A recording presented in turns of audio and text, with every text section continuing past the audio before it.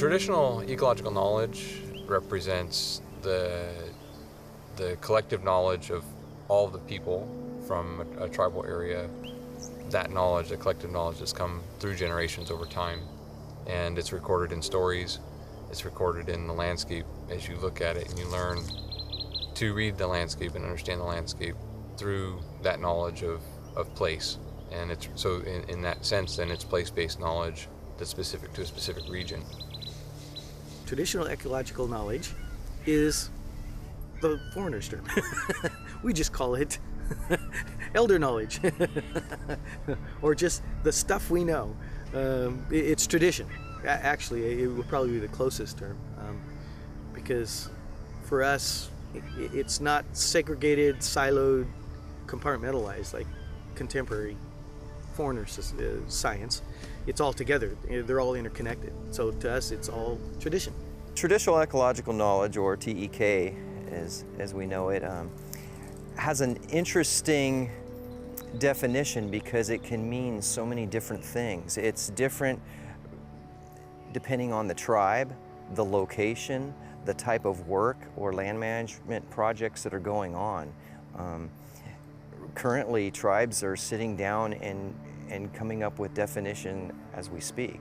TEK is traditional ecological knowledge, and in my own words, what it has come to, in my experience here in Chico, is that what I'm doing is actually looking at the skill set of our Indigenous ancestors and still of today as a technology that is vital for understanding the sustainability of our land and its resources.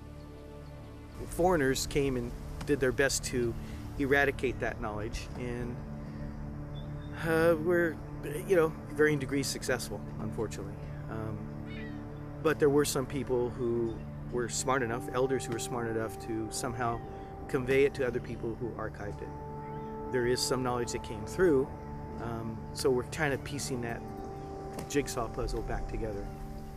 100 years ago, tribes were told they couldn't manage land the way that they had been doing it for thousands of years. They were told it was wrong.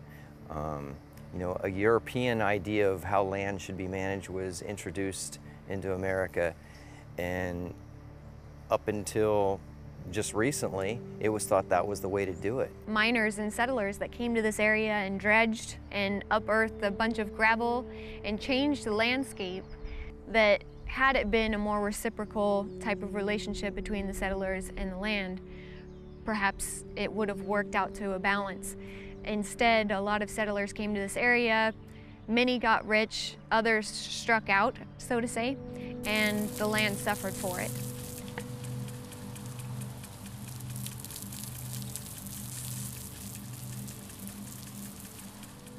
The traditional resources have been reduced so much. You can throw out numbers, 1% of the original grasslands. The whole Central Valley used to be carpeted with wildflowers. John Muir talks about 400 miles of wildflowers throughout the whole valley, which we don't, it's all farmland, agricultural now.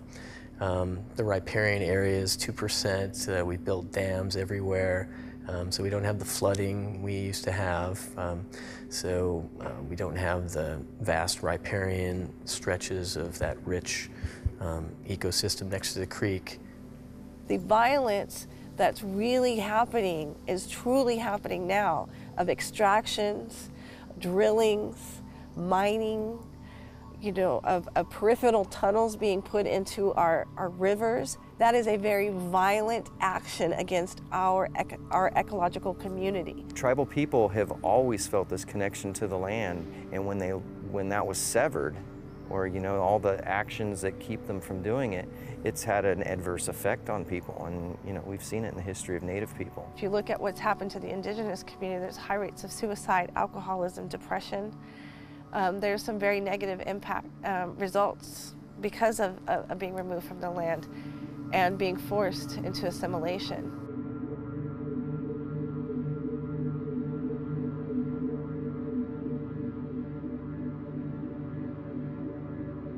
I began to really advocate for TEK as a subtle, not direct, suggestion to depression and suicide is that it is an earth relation. It's a relationship to the earth. And TEK is a great way of advocating that relationship. Traditional ecological knowledge promotes the self to be involved with the community of the environment.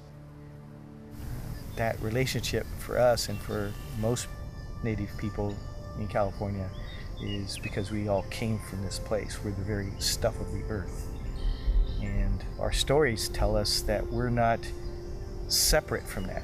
That's a huge distinction between us and the newcomers, is that they believe they're above it and somehow separate, and so that gives them the right to dominate it, own it, do whatever they want to it. And our stories tell us we're a part of it, and actually we're at the end of the line. For us, it's you're last, you're youngest, so you owe thanks to everybody that came before you that created this place that's a gift for you, that feeds you, provides you sustenance. So you need to be thankful and respect all the others that came before you, because they're all your elders.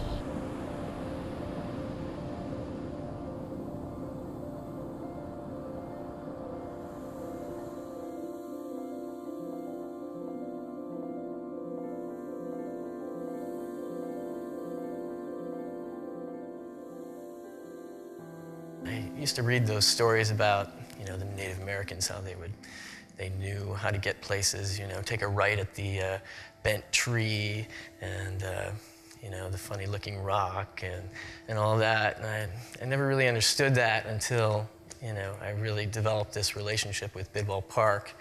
And now, I know the park like that. So it's really a special thing to have that kind of relationship with the land and the place that you live.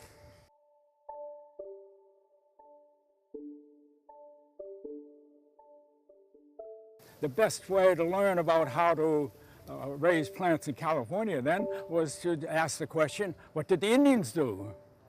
Because they've lived here for thousands of years and made their living from a relatively small area. They weren't like the Plains Indians that rode horses and chased buffalo for thousands of miles. The California Indians lived in a very localized area.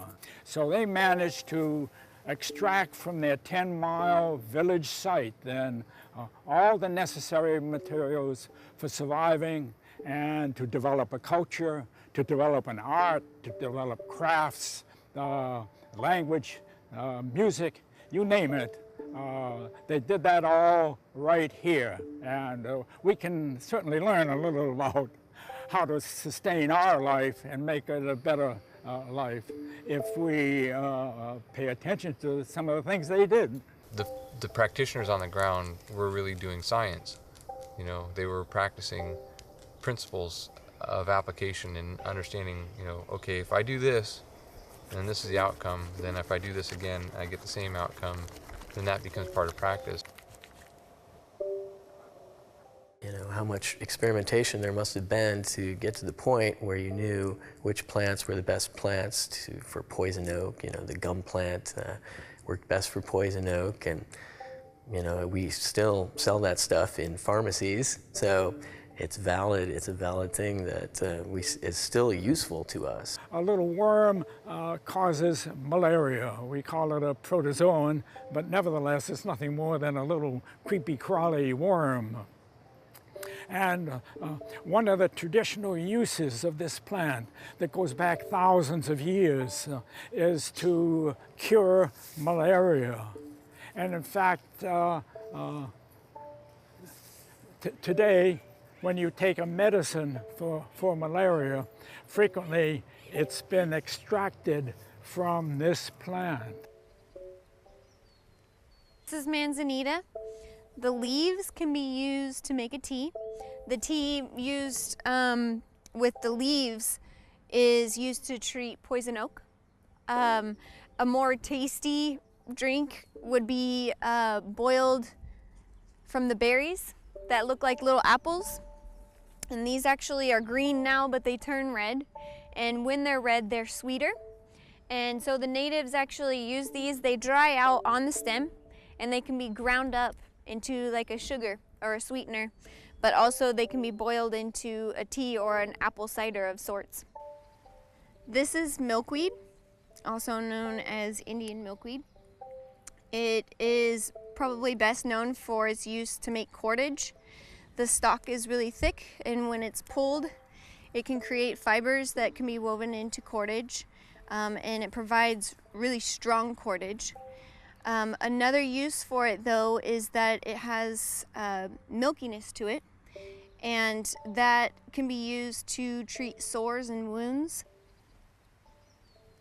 Willow has medicinal purpose. Willow also has asparellus in it, which is a derivative of aspirin. So you'll find that you can get a medicinal use out of the willow bark. And during the springtime, you could actually, and the summer, strip away the top outside of a larger piece of willow and tie the inside of the bark on the side of your leg to relieve a headache and to kind of bring down your body temperature. There was actually an understanding of how much was in the environment and what was there. It's not so much plant life, but animal life, tracking, hunting. The whole spectrum of what's going on in the environment was specific to traditional ecological knowledge. So it doesn't just have to do with plant medicine. With traditional ecological knowledge, there's a general interest of maintaining that knowledge, but then also bringing it together with the scientific methodology to fortify that knowledge, not necessarily to validate it, but to just fortify it and give additional set of methodology to the practices on the land. And you know, ultimately this all comes back into adaptive management, where things are applied, looked at, reassessed, adjusted as needed, and then, you know, move forward. When you have ethnocentric scientists who believe that technology is only from space technology, when they're only looking at it as far as computer technology, engineering technology, from a very sci-fi point of view, you completely miss the perspective of traditional ecological knowledge, and that is actually a built-in technology. I'm teaching kids the skill sets, the native skill sets, so that they understand that they're not primitive or undeveloped, but that they're actually a technology that's applicable today, and probably a good foundation to learn how to create sustainable technology in the future. They would not only harvest the white wood, but they would take the new growth and guide it so that the next year when they came back, they would have a nice stem to harvest. But they would take these stems and clean them up and then extract the fibers from them and use them in their basketry. So the technology of the basket and the willow, it's not so much in the weave as well, but it's also in the gathering of the willow and how you cut the willow and how you keep the willow patch kind of going. And the idea of the willow is that usually what willows do underground is kind of hold the ground in a way for anti-erosion. So willow is really good along the banks. It keeps the erosion line good. So there's a process of mutual benefit of cutting the willow so the roots of the willow are strong to take the erosion portion, and then you cut the tops as you make your own baskets. So there's that mutual benefit that goes back and forth. The point is that they're doing adaptive management. That's a new concept in science, you know, relatively, but that's what traditional ecological knowledge has involved for, you know, for such a long time. The Indians managed these plants. They didn't just go out in the wild and pick anything. Quite the contrary. They worked hard and worked from dawn to dark then, managing the plants.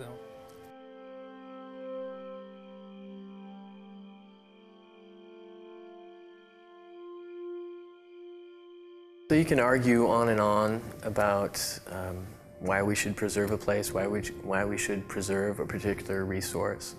But I don't think people most people are convinced by those arguments. I mean, maybe they're convinced intellectually, but unless people actually feel something for that resource, unless they feel something for nature and for a specific place or a specific thing, that they're not really going to do much about it. There's a way of perceiving the environment that changes the way you perceive yourself. And I encourage everyone to look at the environment in different and complex ways.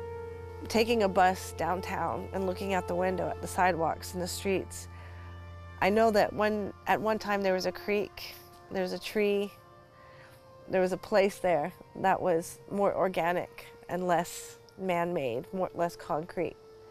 And I look at the creek and I look at the organic matter as the realness of the area.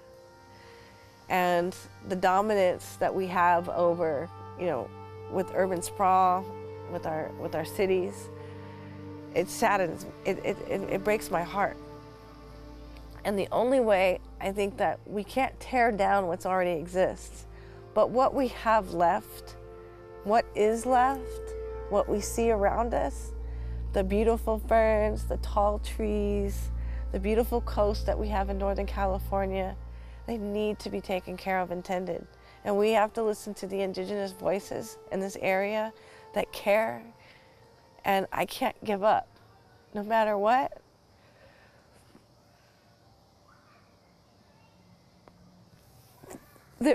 There's got to be a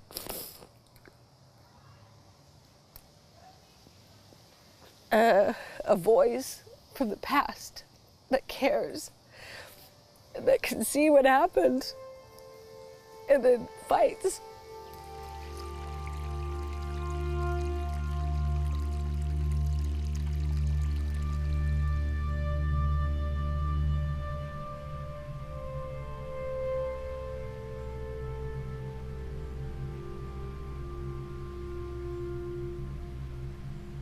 In terms of obstacles of implementation of traditional ecological knowledge, I think the biggest obstacle that exists for a lot of the land-based and even sea-based management is really linked to policy. And then, of course, there's access issues on private land or public land. And if you could really take away the ego and take away a lot of the entitlement that U.S. citizenship seems to give a lot of citizens to land and to resources, and gently understand, humbly understand that you are guests at an Indigenous land base. That intimate connection, we came from the bush, we came from the ground. That really defines us, and everything we have. We were just talking about that the other day within our community, that the language itself comes from the ground, because as we came into the world, we had to interact with it. We talked about what this place was that we had come into, and so we had to figure out how to do that, and we formed words. We created words and then language to describe that, and that formed the basis of everything else that came after it: culture, science, relationships, everything else. Not only was the concept, the ideas of how to manage the land and take care of it in a traditional way, but there's a spiritual side, and there's a real importance to that. When you have an elder out there talking to the plants, and it may sound silly to some people, but it really isn't. There's really there's something to it.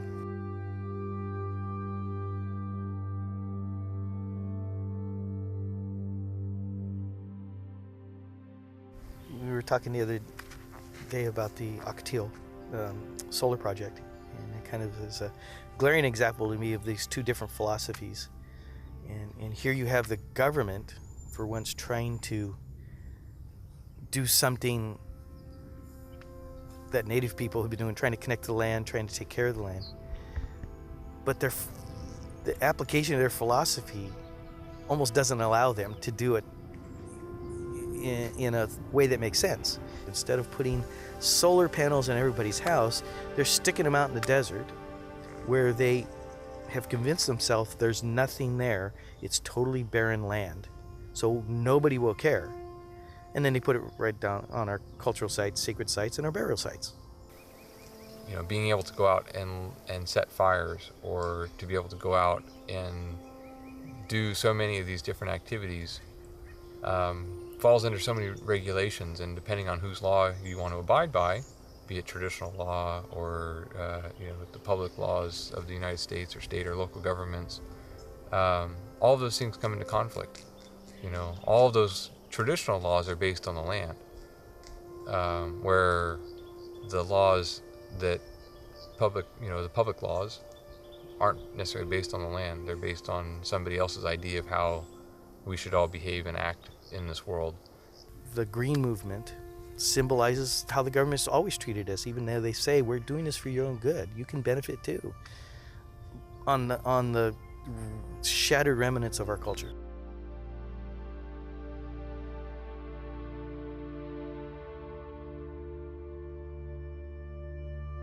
Well, I think that TEK becomes, for me, it's almost like a mutual partnership between the native and the non-native. It's like a mutual understanding. It's a ground that we could both walk up to and have respect for each other. When we build relationships with agencies and agency people, because agencies are monolithic, but they work because people work within them. So we're not concerned with the agencies. We build relationships with people. And I feel that, you know, just the close, you know, ground or on the ground working with tribal people, agencies are learning more about how tribes manage land and learning not just the science behind it, but the spiritual side behind it, and they're gaining a respect. You work with them in a respectful way, and you work with the land in a respectful way, and if they see that, hopefully they'll get it. That will change what they do from the inside, and that's what's going to, in the long term, is going to work. Changing it from the bottom up, not from the top down. And it's a long-term thing, and we're going to have lots of losses along the way. The advocacy of TEK was to counteract suicide that was going on in Indian country.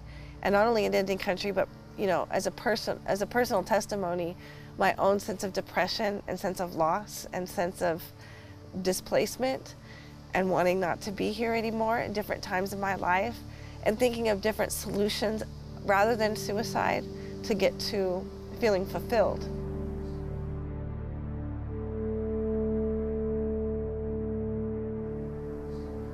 And so I really began to look at an idea of Indigenous Earth Relations Alliance, that your relationship to the earth is contingent upon your relationship with yourself.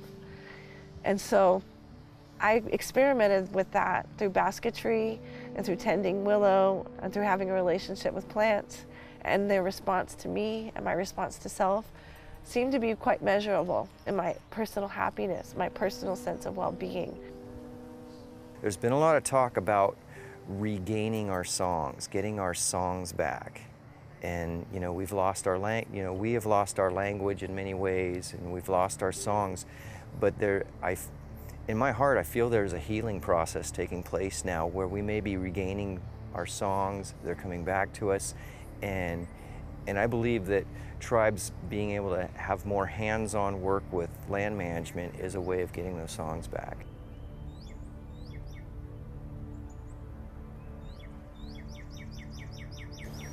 If we work with one another, that knowledge that's there, even in some instances may be fragmented, you know, because of settlement histories and things like that, we can start to rebuild that knowledge and share that knowledge and build better partnerships to build a better future for everybody. Stewardship is taking care of the land, taking care of those resources so that they'll be there for future generations.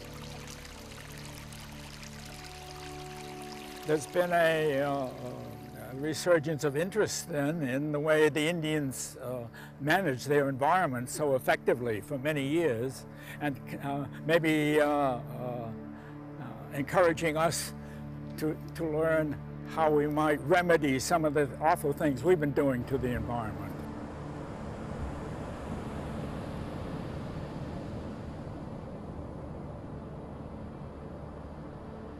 So you have to go beyond and above the call of duty and create more of a movement that changes the overall policy that exists, that changes the nature of how people act as a whole, collectively.